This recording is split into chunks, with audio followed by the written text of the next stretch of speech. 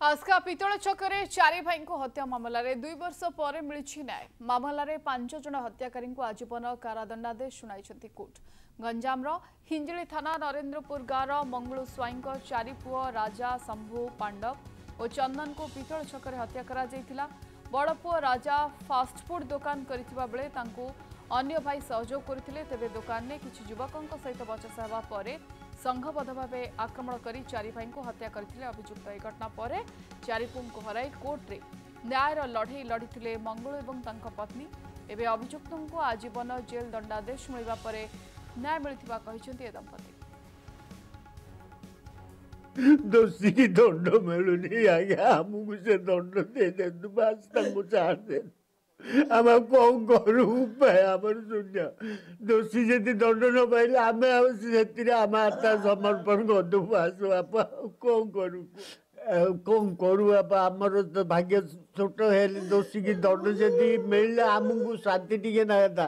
जदि मो पुणे निशिकाने जदि मरीले मारदेले से माने खाइले पैसा देवा पड़े मारदेले आम किसी से न्याय किसी जदि न मिलूँ आगे आमको मर्डर कर दिंतु बास छाड़ दिंतु।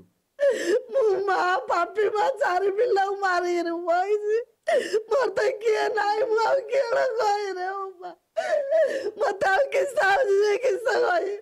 जदि मत पार मत कोई स्कूल छोट छोट पिला पाखे बसई दियो मु बापा से नाक कान सिंगाणी बची मो धन्य मो जीवन मोर आ कि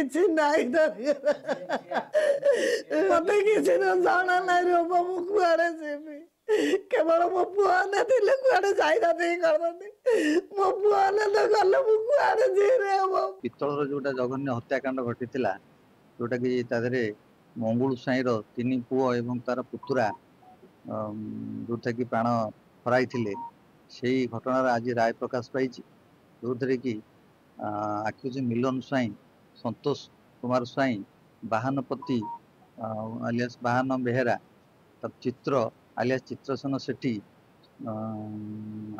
जन साधु साधु आलियास सौम्य कुमार स्वाई 5 जन को आज honourable court Aska additional session जज श्रीजुक्त प्रवीर कुमार चौधरी लाइफ इम्प्रिजमेंट रे दंडित कर स्पेसिफिक ऑर्डर कर जेहेतु यहाँ सेंसेशनल केस और 4 जनकर मर्डर हो जाए